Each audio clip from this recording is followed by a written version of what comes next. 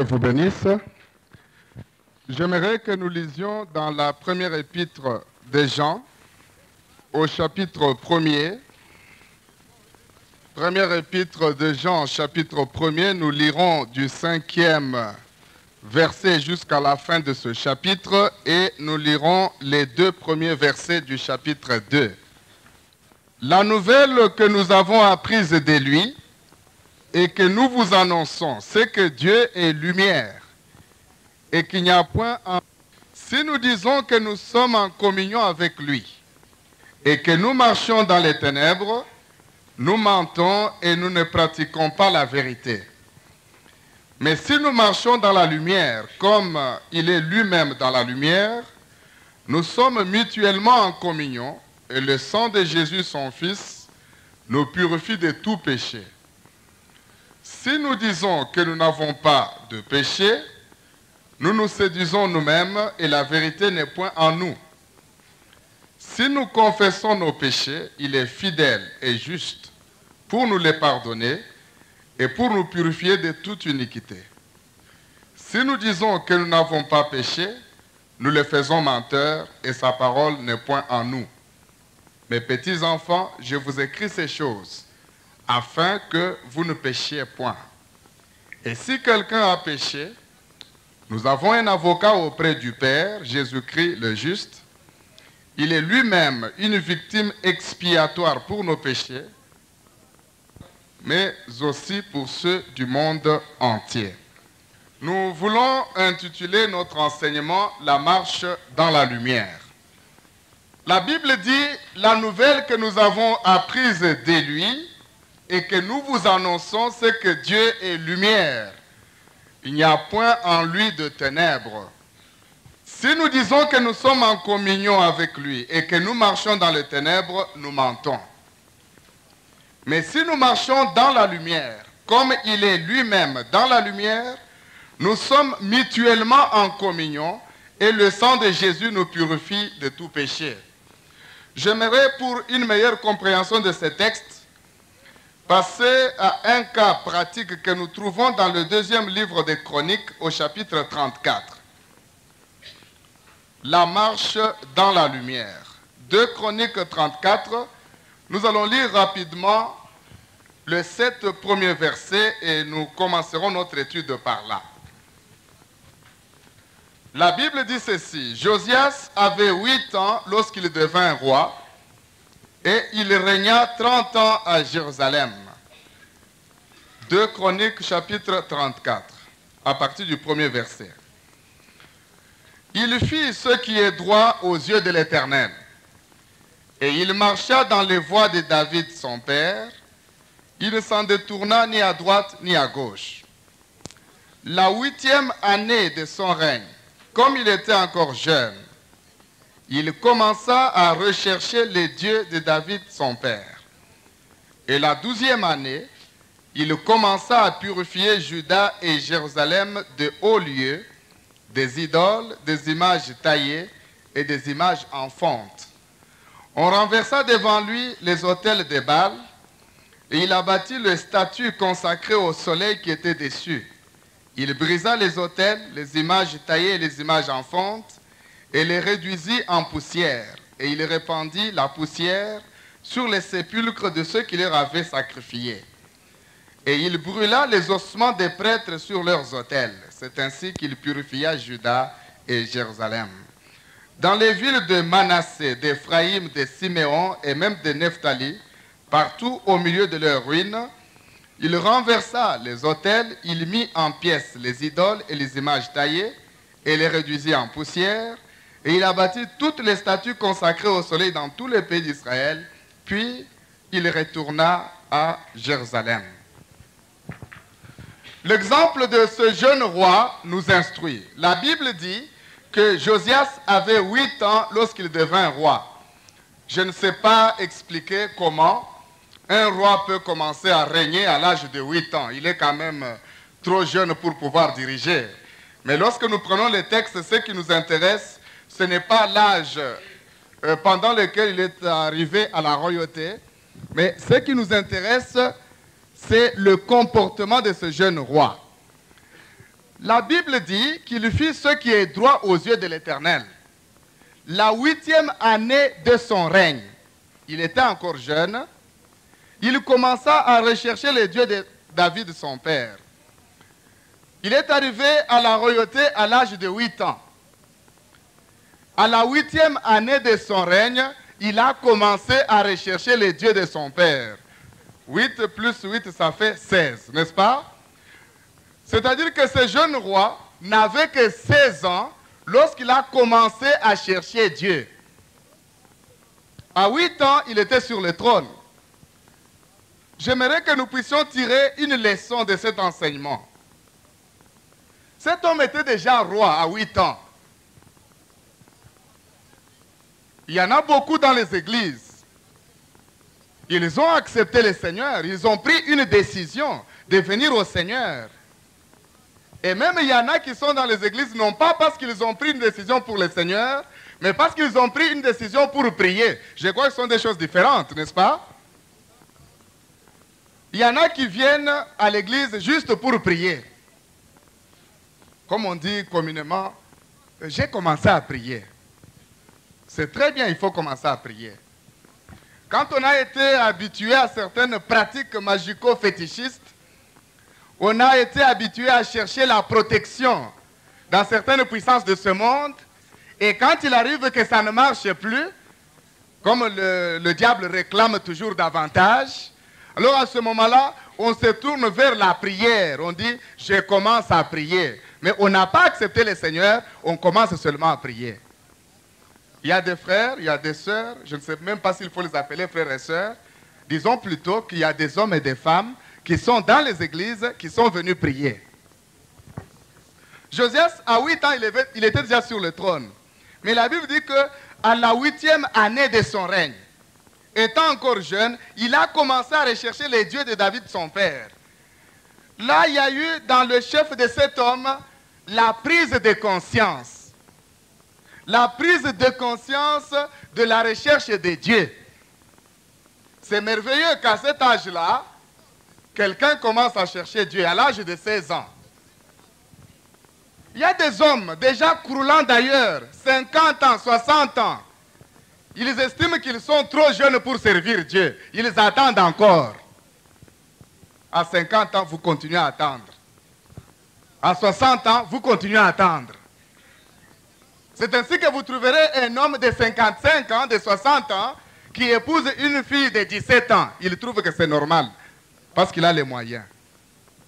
Mais Josias, à 16 ans déjà, il a compris qu'il doit chercher Dieu. Moi, je ne sais pas combien d'années vous avez déjà fait dans l'église. Est-ce que vous cherchez Dieu ou bien vous continuez à prier seulement? Ce sont des choses différentes. Il était sur le trône, mais il ne connaissait pas encore le Dieu de son père. Il a commencé à le chercher. La Bible nous dit, la 12e année de son règne, il commença maintenant à purifier Juda et Jérusalem. Donc, il y a une progression, il y a une marche ascendante, il y a une marche par escalier. Ce n'est pas normal qu'on vienne peut-être au Seigneur ou à l'église, que 2 ans, 3 ans, 4 ans après, qu'on soit toujours le même, ce n'est pas normal. Vous mettez au monde un enfant. À 2 ans, l'enfant ne marche toujours pas. Je crois que vous ne serez pas content. À 3 ans, il ne marche toujours pas. Il continue à faire tout dans ses habits. Il y a des chrétiens qui sont comme des enfants. Ils ne progressent pas. L'apôtre Paul écrivant aux Corinthiens dit ceci.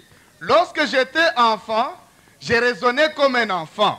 J'agissais comme un enfant. Mais lorsque je suis devenu adulte, j'ai fait disparaître ce qui est de l'enfant. Amen. Les gens qui ne grandissent pas, ils sont comme des enfants. Un enfant, il fait dans ses langes. Un enfant, quand il a faim, il pleure. Un enfant, quand il est malade, il pleure. C'est ainsi que les chrétiens qui sont comme des enfants, ils continuent à pleurer toujours dans l'église. Lorsqu'il est malade et qu'il n'y a personne qui est venu le visiter, il peut même décider de ne plus aller à l'église parce que ce n'est qu'un enfant. Un enfant ne peut pas hériter des promesses de Dieu. Un enfant veut qu'on fasse tout à sa place. Un enfant croit qu'il est dans l'église à cause du pasteur. Un enfant croit qu'il est dans l'église à cause des anciens, à cause d'autres serviteurs de Dieu. Il ne cherche pas, mais il est toujours assis. Il prétend être dans les seigneurs. Le roi était déjà sur le trône, mais il ne connaissait pas Dieu.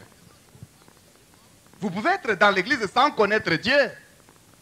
N'est-ce pas qu'il y a des frères qui s'étonnent, qui se demandent comment tel frère, telle sœur sont arrivés après moi, mais le Seigneur les bénit déjà dans l'œuvre. Les gens se posent des questions, mais ces hommes se sont mis à chercher leur Dieu. Il y a une démarche que nous devons suivre pour marcher dans la lumière avec le Seigneur. Est-ce que vous êtes encore un enfant? La Bible déclare: malheur, ô toi pays, dont le roi est un enfant, et dont le prince se réveille trop le matin pour s'enivrer. Les enfants n'ont pas d'autres problèmes. Quand ils se réveillent, ils ne savent pas si papa a de l'argent ou maman a des provisions. L'enfant, quand il se réveille, il veut manger. C'est ça, n'est-ce pas? Le chrétien enfant, il mange.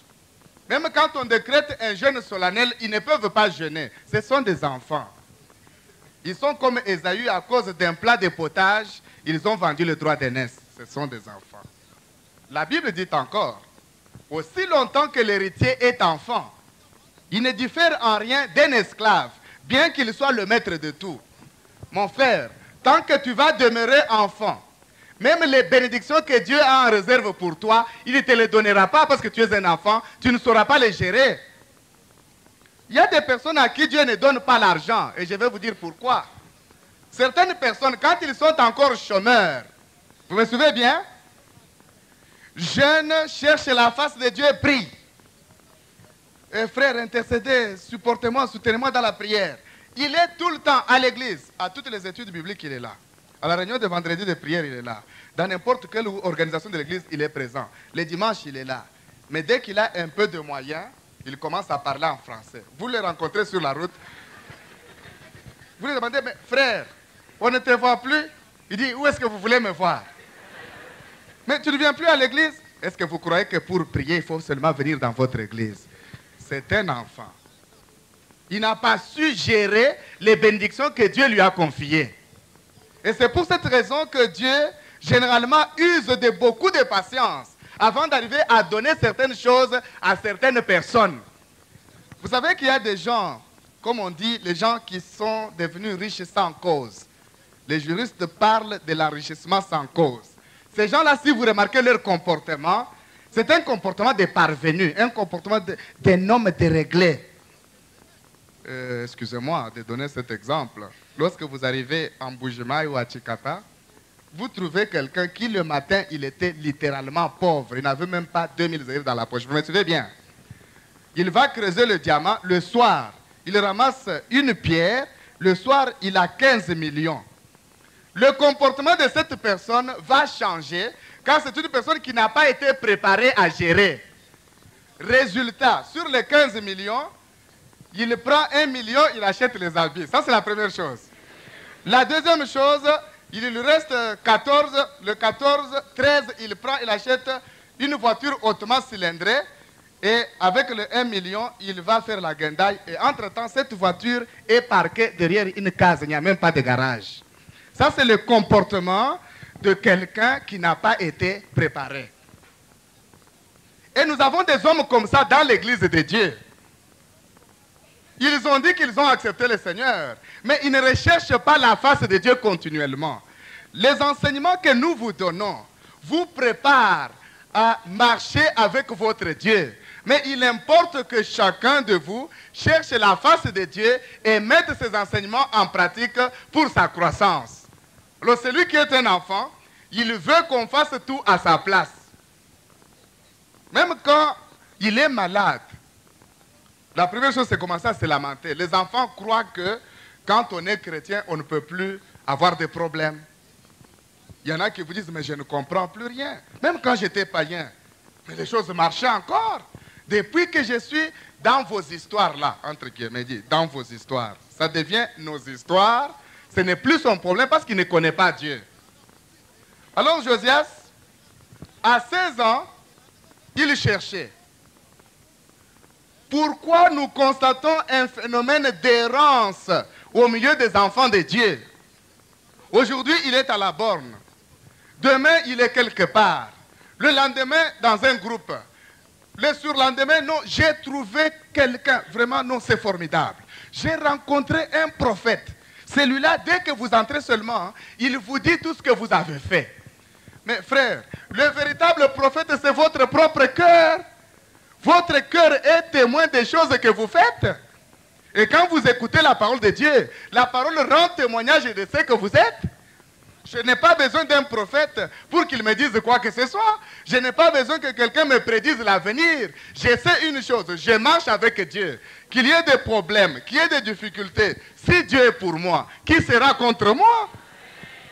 Je n'ai pas besoin de consulter quelqu'un pour qu'il me dise que ça va aller. Je sais que ça marche toujours avec Dieu. La Bible déclare dans Ésaïe 54, à partir du verset 15, nous n'allons pas lire jusqu'à 17, si l'on forme des complots, cela ne viendra pas de moi. Toute arme forgée contre toi sera sans effet. Toute arme, n'importe laquelle. Je n'ai pas besoin de me faire avertir par quelqu'un que quand les sorciers viendront m'attaquer, ils échoueront. J'ai les promesses immuables de Dieu qui ne peuvent rien contre moi. Amen. Alors les enfants continuent à chercher. Et jusqu'à maintenant, beaucoup d'entre nous ont déjà pris la décision pour le Seigneur, mais ils n'ont pas encore trouvé. Ils continuent à chercher. C'est ainsi que vous les trouverez ici. Aujourd'hui, demain, ils sont quelque part, les prophètes arrivent, ils leur disent, voilà, vous allez boire de l'huile pour être guéris. Ils boivent, ils reviennent à l'église, ce sont des enfants. Ils continuent à chercher. Où est-ce que vous en êtes? 16e année, il continuait toujours à chercher, il cherchait. Donc, si nous pouvons bien faire le calcul, de 16 à 20 ans, il n'avait pas encore trouvé ce roi-là. Il n'avait pas encore trouvé. Est-ce que vous avez déjà trouvé? Quand un homme arrive à une connaissance véritable de Dieu, il cesse d'être un enfant ballotté à tout vent de doctrine. Aujourd'hui, les enfants, qu'est-ce qu'ils font?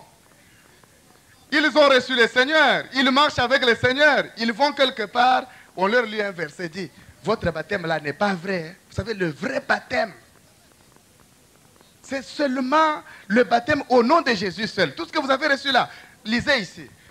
Comme il n'a pas encore trouvé, il revient et dit, mon baptême là n'est pas vrai. Mais parce que vous n'avez pas la connaissance, vous continuez à chercher. Il faut arriver au niveau de la cristallisation de la connaissance de Dieu. Arriver au niveau de la certitude. Les gens sont en train d'errer parce qu'ils ne sont pas sûrs. Lorsque je suis sûr que Dieu est avec moi, je ne crains pas les mauvaises nouvelles. Amen. Dieu est avec moi, je n'ai rien à craindre. Et je n'ai plus rien à chercher, je l'ai déjà trouvé. C'est ce que l'apôtre Paul a dit. Je sais en qui j'ai cru. C'est très important. La 12e année, le roi a trouvé. Gloire à Dieu. Et lorsqu'il a trouvé, qu'est-ce qu'il a fait? Ça, c'est très important. Lorsqu'on trouve, on ne croise pas les bras. La Bible déclare, c'est le verset 3e. La dernière partie. Et la 12e année, il commença à purifier Juda et Jérusalem des hauts lieux, des idoles, des images taillées et des images en fonte. Lorsque quelqu'un trouve Dieu, il commence certaines choses, certains chambardements, si vous permettez. Lorsque Jésus nous sauve, il chambarde notre vie. Et beaucoup à ce niveau-là résistent. Ils ne veulent pas que le Seigneur puisse toucher certaines choses dans leur vie. Vous savez, beaucoup se comportent avec le Seigneur comme généralement quand les gens font une visite guidée de leur maison, ils reçoivent les amis ou les visiteurs. Généralement, ils font ceci. Ils présentent aux visiteurs toutes les chambres, l'office, le salon, même la cuisine on présente parfois. Mais généralement, on peut même voir les chambres des enfants. Mais généralement, les gens, quand ils arrivent devant leur chambre à coucher, ils pointent seulement du doigt. Non, ça c'est la chambre des parents. Ça veut dire que là, vous n'avez pas droit. On évite qu'on puisse aller voir éventuellement les désordres qui se trouvent dans la chambre. C'est ça, n'est-ce pas? Alors il y a des personnes qui ont accepté le Seigneur, qui disent au Seigneur, tu prends tout, mais il y a certaines choses que tu dois quand même me laisser. Et ça, c'est le problème de beaucoup. Il y a des choses que les gens n'acceptent pas de céder au Seigneur. Mais ce roi devait tout renverser. À ce moment-là, il y avait une idolâtrie en Israël, une grande idolâtrie. Il y avait des idoles partout. Des idoles de Baal, des idoles d'Astarté. Mais lui, il recherchait les dieux de son père David. Vous savez que David a été le meilleur roi d'Israël. Amen. Il a commencé à rechercher ses dieux. Mais est-ce que la cohabitation était possible entre Dieu et les idoles? Non. C'est ainsi que quand on recherche son Dieu, on arrive toujours au chambardement de certaines choses dans notre vie. Il a renversé les idoles. Vous me direz peut-être que vous n'avez pas d'idole. Dans Exode 20, le verset 3, nous n'allons pas lire. La Bible dit ceci. Tu n'auras pas d'autre Dieu devant ma face. Or, quand nous entrons en profondeur, beaucoup d'entre nous ont certains dieux. Le premier Dieu que les hommes adorent, peut-être sans se rendre compte, c'est le moi. Pourquoi il y a beaucoup de difficultés dans nos églises? Parce que beaucoup de personnes sont imbues d'elles-mêmes. Les dieux moi règnent sur la vie de beaucoup. Mais Jean-Baptiste nous a donné une belle leçon du brisement du moi. Vous savez, l'orgueil, mes frères et sœurs, ça trouble les églises, ça dérange les serviteurs de Dieu, ça dérange les enfants de Dieu. Jean-Baptiste était un homme merveilleux. Il a baptisé Jésus au Jourdain. Mais parce que Jésus était le Messie, il était normal que les gens quittent Jean-Baptiste pour aller à Jésus. Un jour, les gens viennent le voir. Ils lui disent, tiens, fais gaffe, hein? Si tu ne fais pas attention, tu vas rester tout seul. Tu connais l'homme que tu as baptisé de l'autre côté au Jourdain. Mais tous vont à lui. Fais quelque chose, sinon tu vas rester tout seul ici. Et tout ton ministère va tomber à l'eau. Jean-Baptiste était un homme merveilleux. Il dit, je vous ai déjà dit que je ne suis pas le Christ. Celui qui a l'épouse, c'est l'époux. Mais l'ami de l'époux qui est là, qui entend la voix de l'épouse, éprouve une grande joie. Et cette joie qui est la mienne, elle est parfaite. Il faut qu'il croisse et que moi, je diminue. Vous savez, c'est difficile dans notre siècle de grande confusion de trouver des serviteurs de Dieu brisés comme Jean-Baptiste. C'est difficile de les trouver. Chacun se bat pour sa gloire. Chacun se bat pour s'enrichir. Chacun se bat pour être connu. Mais Jean-Baptiste, il dit, il faut qu'il croisse et que moi, je diminue. Mais j'aimerais vous poser la question. Lorsque Jean-Baptiste a accepté de diminuer, est-ce que réellement il a perdu? Il n'a pas perdu. La Bible déclare que celui qui s'élève sera abaissé, mais celui qui s'abaisse sera élevé. Jean-Baptiste dit, il faut que Jésus croisse et que moi je diminue. Ainsi, lorsque Jésus devait rendre témoignage de Jean-Baptiste, il a dit ceci, de tous ceux qui sont nés de femmes, il n'en a pas paru de plus grand que Jean-Baptiste. L'orgueil tue. Vous trouverez des frères et sœurs de l'Église qui estiment que même lorsqu'ils pêchent, on ne doit pas parler. N'est-ce pas vrai ça? Il dit, est-ce que vous me connaissez? Mais nous vous connaissons, vous êtes un enfant de Dieu dans l'Église. Ce n'est pas, il y en a même qui tiennent ce langage. Ce n'est pas parce que je viens dans votre église là que vous devez commencer à jouer avec mes pieds. Il y en a même qui posent des questions aux autres enfants de Dieu. Ils lui disent, toi, si ce n'était pas à cause de Jésus, est-ce que toi tu pouvais même me saluer sur la route? Ce sont des personnes qui n'ont pas été brisées. Le moi est encore là. C'est une personne qui s'adore elle-même. La Bible dit, tu n'auras pas d'autre Dieu devant ma face. Les sœurs, n'en parlons pas. Il y a des sœurs qui s'adorent. Quand elles restent devant son miroir, elles se mirent, elles se regardent, elles s'acceptent d'abord elles-mêmes et disent c'est vrai, je suis. C'est le moi. C'est une idole. Dans la recherche de Dieu, nous devons donner gloire à Dieu en toutes choses. La beauté que vous avez, c'est Dieu qui vous l'a donnée. La richesse, c'est Dieu qui vous l'a donnée. La position, c'est Dieu qui vous l'a donnée. Qui peut dire qu'une chose arrive sans que l'Éternel l'ait ordonné? Nous n'avons pas à nous taper sur la poitrine. Les ministres de Dieu se vantent à cause de l'onction que Dieu leur a donnée. La Bible dit, qu'as-tu que tu n'aies reçu? Mais si tu l'as reçu, pourquoi te glorifier comme si tu ne l'avais pas reçu? Mon frère, ma soeur, nous n'avons rien que nous ayons reçu par nos mérites. Toutes choses, nous les avons reçues par pure grâce de Dieu. Le moi. Tu n'auras pas d'autre Dieu devant ma face. Vous savez, si les frères, les serviteurs de Dieu en étaient arrivés au niveau du brisement véritable du moi, beaucoup de conflits dans les églises n'existeraient plus. Parce que la Bible nous dit ceci, que l'humilité vous fasse considérer votre frère comme étant supérieur à vous. Mais alors, si je vois que mon frère Landou est supérieur à moi, et que lui considère que le frère Lukusa est supérieur à lui, donc il y a complicité. Il n'y a pas de grand, il n'y a pas de petit. Le moi, c'est une grande idole. Il faut la briser ce soir. C'est pourquoi la Bible dit, le grain de blé qui est tombé en terre, s'il ne meurt, il reste seul. Mais s'il meurt, il produit beaucoup de fruits. Pour qu'un grain de maïs puisse produire l'épi et puis d'autres maïs, il faut d'abord que par les effets conjugués de l'humidité et la chaleur, que ces grains puissent éclater. Tant que tu es encore toi-même, Dieu ne peut pas t'utiliser. Il y a des gens qui vous disent, moi je ne permets pas qu'on joue avec mes pieds. Il est rempli du Saint-Esprit, il ne permet pas qu'on joue avec ses pieds. Mais nous avons joué avec les pieds de Jésus, n'est-ce pas? On l'insultait, il n'a pas répondu. La tête couronnée d'épines, il n'a rien dit. Mais toi, qui es-tu? La Bible dit, l'homme n'est autre que l'enfant de la femme. Je crois que vous connaissez ce verset. Dans le livre de Job. Quand on dit, vous qui connaissez bien le français, quand on dit l'homme n'est que, ça veut dire quoi? Ça veut dire que ça ne sert à rien. C'est ça.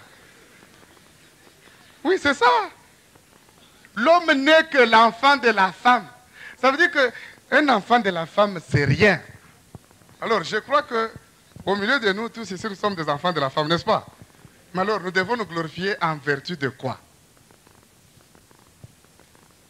La Bible ajoute, si les cieux ne te paraissent pas assez purs, si Dieu n'a pas confiance en ses anges, combien moins encore cet être pervers, l'homme qui boit le péché comme on boit un verre d'eau. C'est écrit dans la parole. Depuis le matin jusqu'à maintenant, vous me direz, vous n'avez rien fait, vous n'avez pas péché. Même dans la pensée, vous n'avez pas péché. Les gens pêchent comme ils respirent. Vous trouverez l'homme et sa femme assis le soir, en train de se servir une tasse de café. La femme sert avec beaucoup d'empressement. Elle croit que mon mari m'aime encore. Le cœur du mari n'est pas là. Le cœur est quelque part. Il regrette même, n'est-ce pas, dans beaucoup de couples. Les gens sont en train de regretter. Oh, si je savais vraiment. Alors qu'au moment du mariage, ils ont fait des déclarations graves, même tapageuses.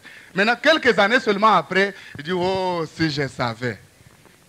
J'ai entendu quelque part une femme qui dit à son mari, il dit, Yatase, toi tu veux parler, pousse un peu plus loin là-bas que je te regarde.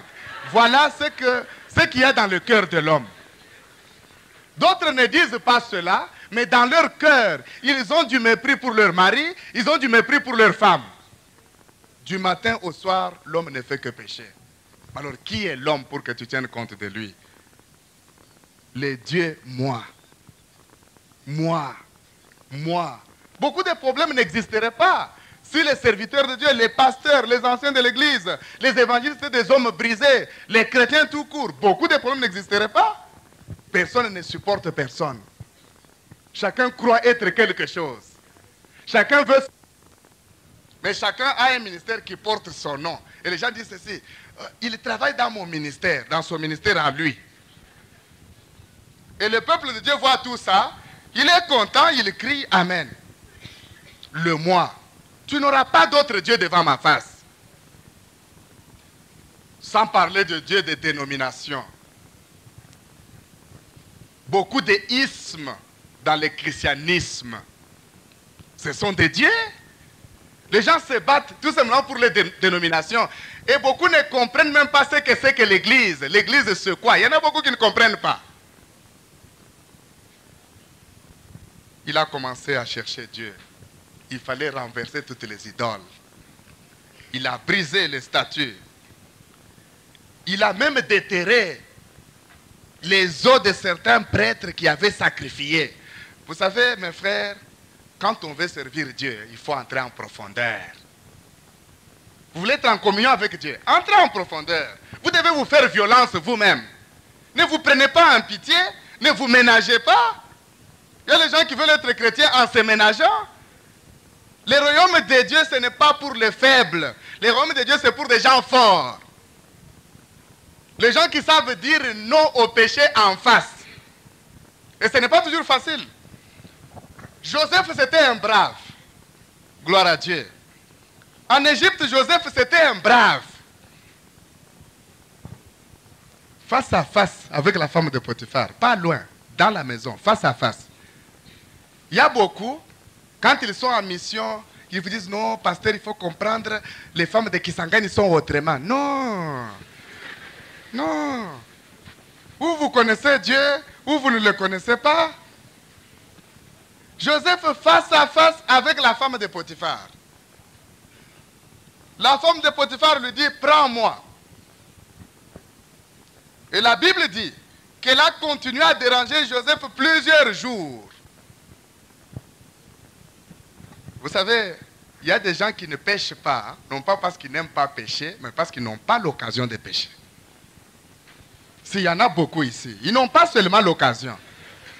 Mettez-le face à face, c'est terminé.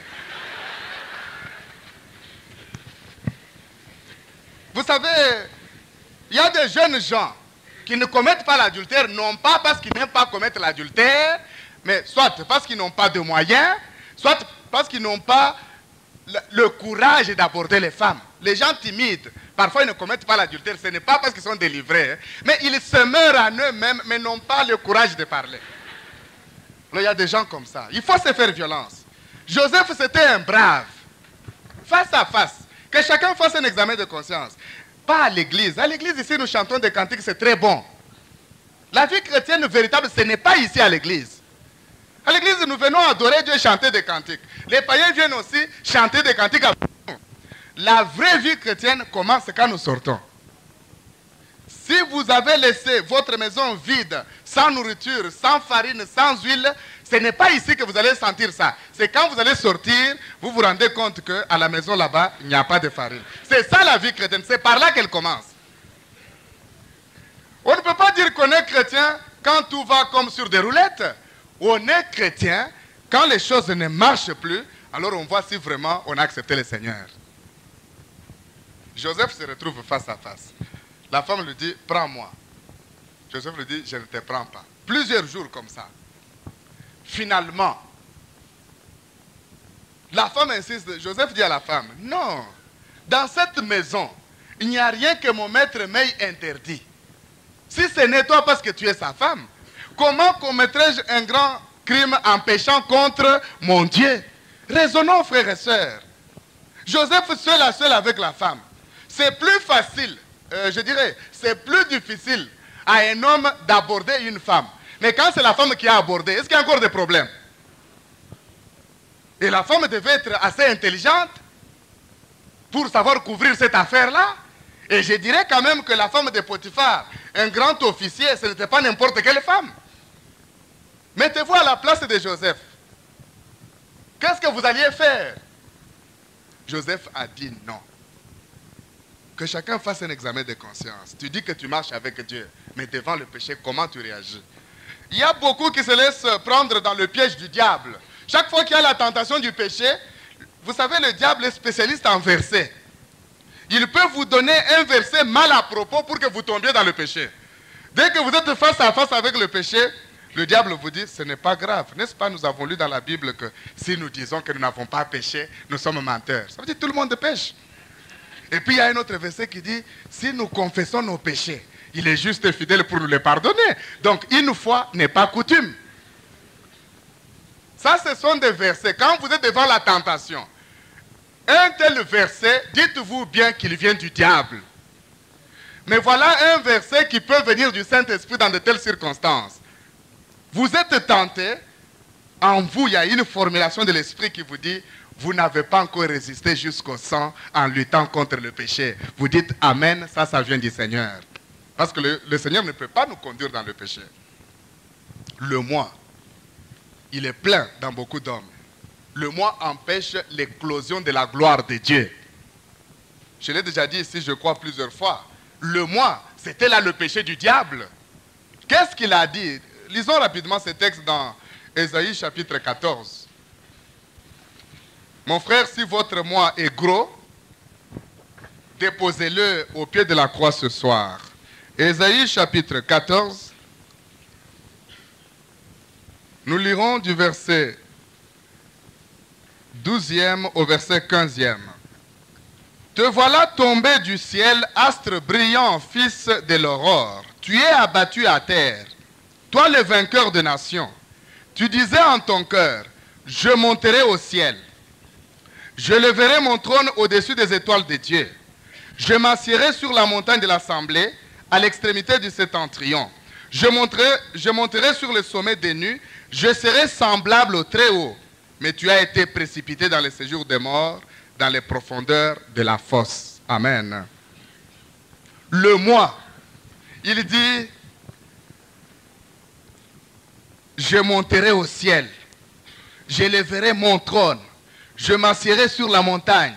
Je monterai sur le sommet. Je serai semblable. Les hommes orgueilleux, les femmes orgueilleuses, quand ils parlent, vous sentez beaucoup de jeux, des petits jeux là dans leur bouche. J'ai fait, j'ai dit, j'ai été, j'ai construit, j'ai bâti l'église, j'ai sauvé les âmes. Est-ce que c'est toi qui sauves les âmes ou c'est le Seigneur? Il y a les gens qui parlent, même quand il a prié pour un malade, le malade est guéri, il dit, j'ai guéri le malade. Est-ce que nous pouvons guérir les malades? C'est le Seigneur qui guérit le malade. Il faut faire attention, frères et sœurs, avec l'idole du moi. Beaucoup d'autres, leur idole qu'ils doivent déterrer ce soir, c'est la langue. Oh, il y a des frères et sœurs qui ont une langue comme un venin. Partout où ils passent, ça crée du trouble. Dès qu'il arrive quelque part, il faut vous attendre à ce qu'il y ait des problèmes après lui. Il ne sait pas se taire, il doit absolument parler, et ce qu'il dit n'édifie personne. Posez-vous la question de savoir, certains problèmes que l'Église peut connaître, est-ce que vous y êtes pour quelque chose? Posez-vous cette question. Nous connaissons notre ami Jonas. Dieu lui ordonne d'aller à Ninive. Jonas prend son argent, il paye le transport, il s'embarque pour Tarsis. Qu'est-ce qui est arrivé? La barque dans la tempête, n'est-ce pas? Et pendant que il y avait la tempête sur la mer, Jonas était calme. Il dormait dans le fond là-bas. Parfois, les gens qui créent des problèmes, lorsque vous êtes maintenant en collision les uns les autres, ils sont calmes, ils n'en parlent même plus. Il y a des gens dans l'église qui font comme les arbitres. Les deux équipes sont là. Quand l'arbitre donne le coup de sifflet, est-ce qu'il reste là-bas? Il saute, il laisse les gens en train de se battre. C'est comme ça que les gens qui parlent font comme des arbitres. Jonas, il a fait créer la tempête. Et puis il s'endormait là-bas. Il ne disait rien. Finalement, les gens disent, mais toi, réveille-toi un peu. D'où tu viens? Quel est ton peuple? Il dit, je suis hébreu, je crains l'Éternel. Mais qu'est-ce qu'il y a? Il dit, non, j'étais en train de fuir devant la face de Dieu. Voilà, je crois que cette tempête ici, c'est à cause de moi. C'était quand même un brave. Alors on lui pose la question, qu'est-ce que nous devons faire? La tempête est déjà là, toi tu crains Dieu. Qu'est-ce que tu as fait? Jonas répond tout calmement, prenez-moi et jetez-moi dans l'eau. Amen. Beaucoup créent des problèmes, mais au lieu de se repentir pour qu'il y ait la paix, ils ne veulent pas, ils continuent à accuser les autres. Il y en a qui pêchent dans les églises. Quand vous les approchez, frère, nous avons appris que vous avez fait telle chose. Il sait très bien qu'il a péché. Il commence à vous dire, est-ce que nous sommes à la gendarmerie ici? Mais qu'est-ce que la Bible nous dit? La Bible dit que si ton frère a péché, laisse-le. Va voir ton frère. S'il se répand, tu as gagné ton frère. S'il refuse, tu prends encore des témoins. S'il refuse d'écouter les témoins, tu les dis à l'église. Non, le peuple de Dieu, à cause de l'orgueil, à cause de la langue, ne veut même pas que les procédures bibliques soient appliquées. Est-ce que vous avez déjà trouvé Dieu? Il y a un problème de la langue. Il y a les gens qui aiment beaucoup parler. Et la Bible déclare que celui qui parle beaucoup ne manque pas de péché. Proverbe chapitre 6, nous lisons rapidement ce texte. Du 16e au 19e verset. Il y a 6 choses que hait l'Éternel, et même 7 qu'il a en horreur. Les yeux hautains, la langue menteuse, les mains qui répandent le sang innocent, le cœur qui médite des projets iniques, les pieds qui se hâtent de courir au mal, le faux témoin qui dit des mensonges, et celui qui excite des querelles entre frères. Les choses qui sont en abomination à l'Éternel. Les yeux hautains. Dans l'église de Dieu, il y a des hautains, des fanfarons, des orgueilleux. La langue menteuse. Il y a des personnes, il sait très bien que ce qu'il dit là n'est pas vrai. Mais continue à dire au point que ça devient vrai. Vous n'avez jamais connu des gens comme ça? Quand il invente quelque chose, il vous la présente avec génie. Tout le monde croit que c'est comme ça. Et ce sont des gens qui tuent l'œuvre de Dieu. Le cœur qui médite des projets iniques, les pieds qui se hâtent de courir au mal, le faux témoin qui dit des mensonges et celui qui excite des querelles entre frères. Nous sommes en train de rechercher la face de Dieu. Il y a des frères qui se plaignent, qui ne réalisent pas la présence de Dieu dans leur vie. Mais vous pouvez bloquer la présence de Dieu par certains comportements. Il y a des frères qui ne commettent pas l'adultère, qui ne s'enivrent pas, qui n'ont plus de fétiches dans leur maison. Mais la langue les tue. Quand ils parlent, tout le monde est en débandade. Mon frère, revenez à Dieu et il reviendra à vous. La Bible nous dit que Josias a continué ce travail-là dans toutes les villes. Dans toutes les villes, il a fait ce travail. Je dirais en d'autres termes, dans tous les coins et les recoins d'Israël, il a fait ce travail d'éterrer. Dans notre vie, nous devons nous examiner. Qu'est-ce qui cloche encore? Je suis dans l'église. Est-ce que vraiment j'ai commencé à chercher Dieu ou bien j'ai pris tout simplement? Il a cherché Dieu, il a déterré toutes les idoles et la Bible dit qu'il est rentré en paix à Jérusalem. Amen.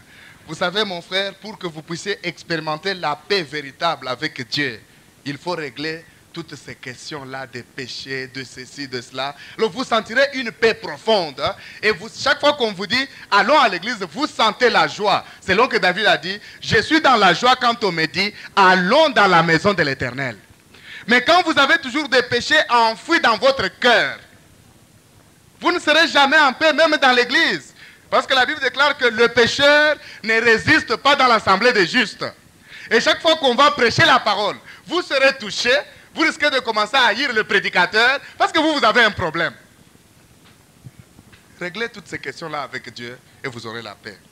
Cet homme, il a tout vidé en Nephtali, en Siméon. Il a tout vidé comme idole. Il est rentré à Jérusalem, mais ce n'était pas tout. Quand il est rentré à Jérusalem, il a dit, bon, j'ai fait la première étape. Qu'est-ce qui me reste encore à faire? On a commencé les travaux dans le temple. Mais alors dans le temple, il y a quelque chose qui est arrivé.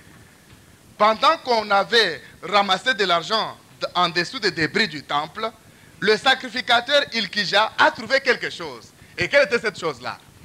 Rentrons dans 2 Chroniques 34. 2 Chroniques 34, lisons le verset 14, 18 et 19. Au moment où l'on sortit l'argent qui avait été apporté dans la maison de l'Éternel, le sacrificateur Ilkija trouva le livre de la loi de l'Éternel donné par Moïse. Scaphan, le secrétaire, dit encore au roi, le sacrificateur Ilkija m'a donné un livre. Et Scaphan le lut devant le roi.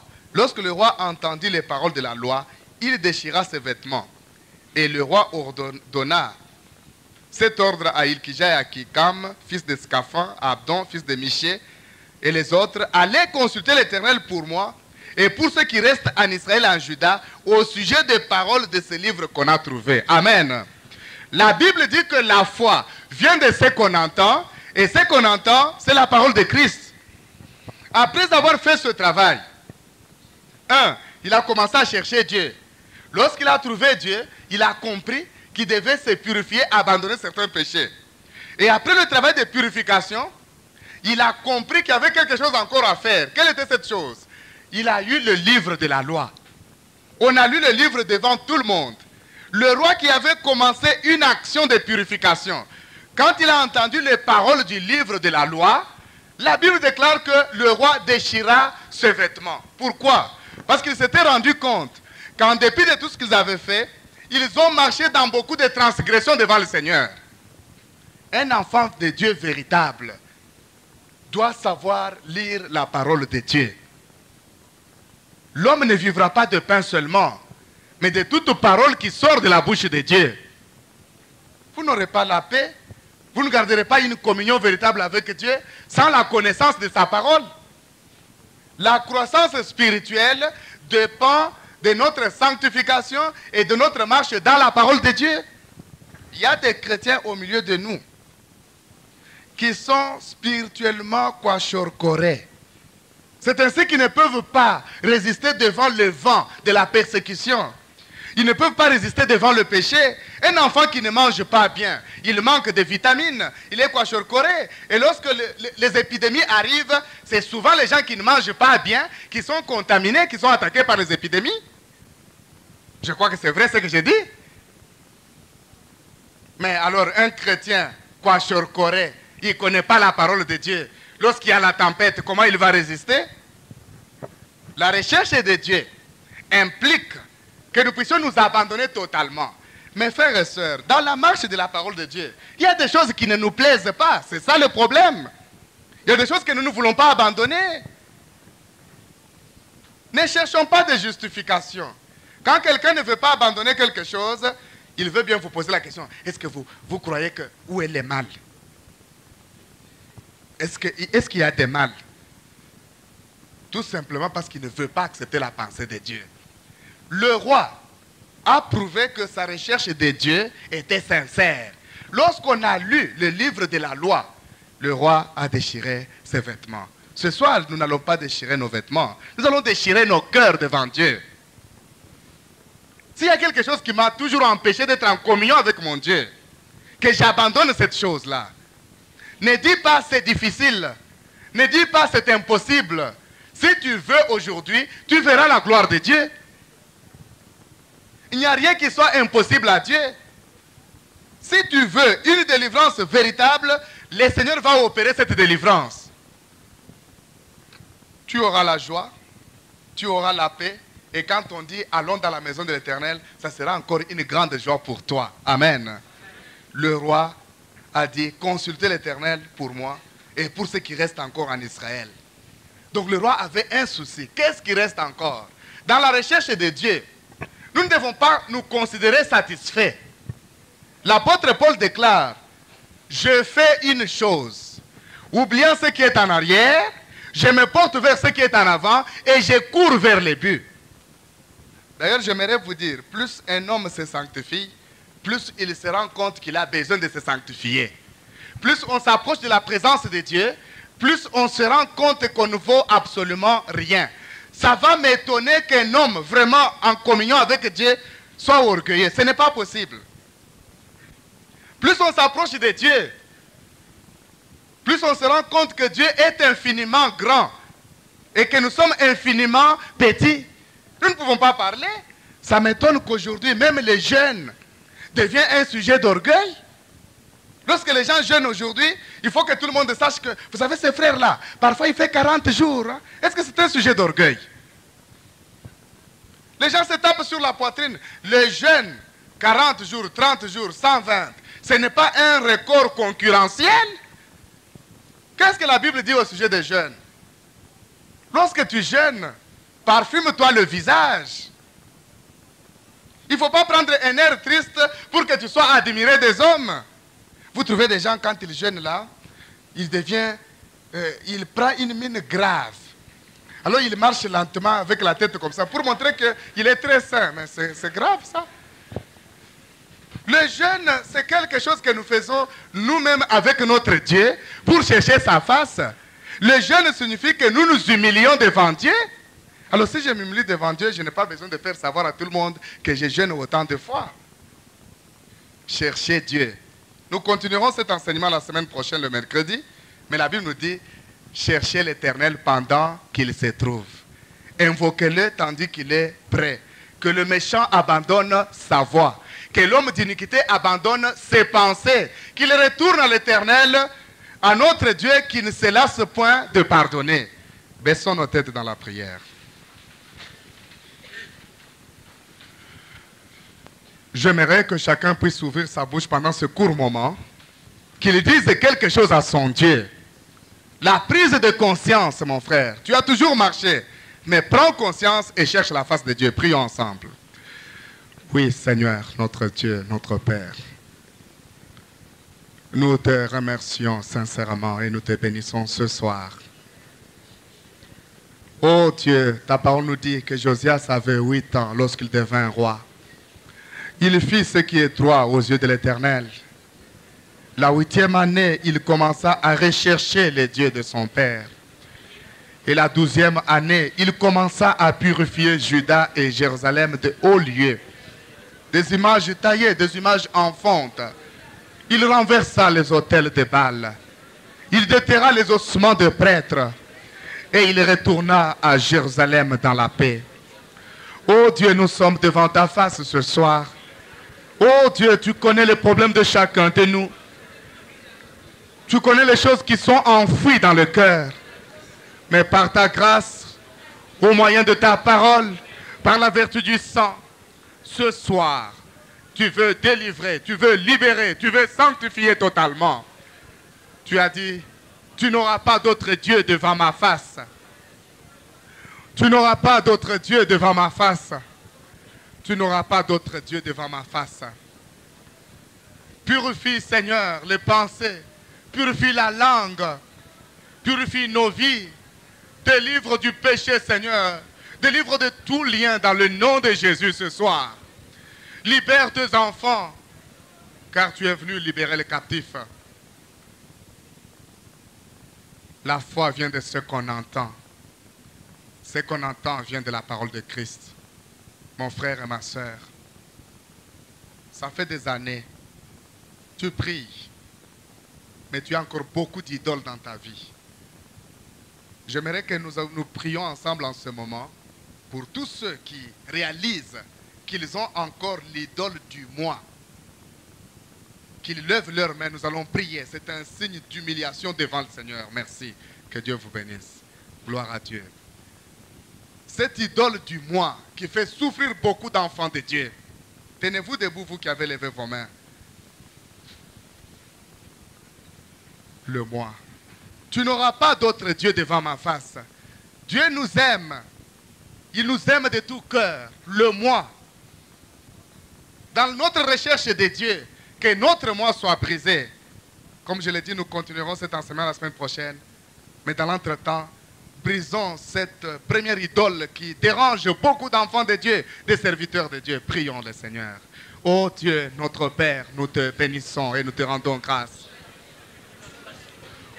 Ô Dieu, tu aimes chacun de nous en particulier. Tu aimes les frères, tu aimes les sœurs. Et tu veux le bénir, Seigneur. Mais le moi, c'est une idole forte. C'est une idole qui dérange. C'est une idole qui vole ta gloire. Et je voudrais ce soir que chacun puisse comprendre que le moi doit être vaincu dans le nom de Jésus. Le moi doit être vaincu dans le nom de Jésus. Que le moi soit vaincu ce soir dans le nom de Jésus. Oh, merci pour ton amour. Merci pour ta bonté. Pendant que les frères sont debout, nous allons prier aussi pour tous ceux qui doivent briser l'idole de la langue.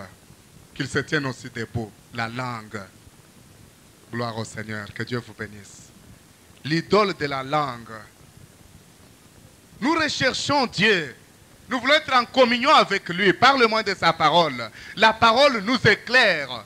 Ce soir, déchirons nos cœurs. Le roi Josias, quand il a entendu les paroles du livre de la loi, il a déchiré ses vêtements. Nous déchirons nos cœurs. L'idole de la langue. Merci, que Dieu vous bénisse. Est-ce qu'il y en a encore? Prions ensemble le Seigneur. Oh Dieu, notre Père, nous te bénissons ce soir et nous te rendons grâce. Merci Jésus pour le sang qui a coulé pour nous laver, pour nous purifier, pour nous libérer de toutes nos idoles, Seigneur. Nous voulons ce soir que tu reçoives chacun. Nous nous sommes approchés de toi, nous sommes approchés du Dieu vivant. Nous sommes approchés du Dieu de notre Seigneur Jésus-Christ, du Père de gloire. Seigneur, accepte tes enfants, lave-le et purifie-le par le sang. Le sang. Nous allons ensemble prier pour nous engager à ne plus revenir, afin que Dieu soit notre Dieu qui nous conduit, qui nous bénit. Nous faisons comme Jonas qui a dit, pour qu'il y ait le calme, prenez-moi et jetez-moi dans l'eau. Nous avons pris cette décision. Demandons au Seigneur que cette décision soit ferme et irrévocable. Nous verrons la main de Dieu, non seulement dans notre vie personnelle, non seulement dans nos foyers, mais également dans notre église. Prions ensemble. Ô Dieu, notre Père, nous te rendons grâce. Merci parce que tu aimes libérer, tu aimes bénir. C'est de tout cœur que je te rends grâce en cet instant pour toutes les idoles que tu as brisées dans notre vie, pour toutes les faiblesses que tu as brisées dans notre vie. Et maintenant, nous voulons marcher avec toi dans la gloire et dans la puissance du Saint-Esprit. Je voudrais que ma sœur soit complètement libérée, que mon frère soit complètement libéré et que la grâce puisse se répandre sur chaque vie, sur chaque foyer, sur chaque frère, chaque sœur et sur l'église tout entière dans le nom de Jésus. Merci pour ta fidélité. Veuillez vous asseoir. Seigneur, notre Dieu, notre Père, nos cœurs sont vraiment dans la joie ce soir parce que tu nous as parlé. Le roi Josias a commencé à te rechercher à l'âge de 16 ans. Mais beaucoup d'entre nous, nous avons plus que 16 ans, Seigneur. Il y en a qui ne se soucient pas de leur avenir. Il y en a qui se comportent avec légèreté. Il y en a qui viennent comme pour blaguer. Et nous avons entendu qu'il y en a qui sont comme des enfants. Père, nous voulons maintenant quitter l'état d'enfance pour atteindre l'état d'homme adulte en toi. Oh, merci, car aussi longtemps que l'héritier est enfant, il n'est en rien différent d'un esclave et il ne peut pas hériter. Seigneur, tu aimes chacun. Tu sais, tu connais ceux qui se sont toujours comportés comme des enfants. Aide-le, Seigneur. Tu connais ceux qui placent leur confiance dans les hommes. Aide-le à lever le regard vers Jésus, le vainqueur de Golgotha. Oh Dieu, tu sais ceux qui n'arrivent pas à se défaire véritablement de leur moi. Ils ont confessé, Seigneur. Toi, tu as dit, je ne mettrai jamais dehors celui qui vient à moi. Tu les as reçus. Merci, Jésus. Tu connais ceux qui ont du mal à se taire. Ta parole nous dit, si quelqu'un parle, qu'il parle comme annonçant les oracles de Dieu. Mais lorsque beaucoup nous parlons, ce n'est pas pour te glorifier, c'est pour détruire. Merci pour le pardon que tu as accordé. Merci pour la délivrance.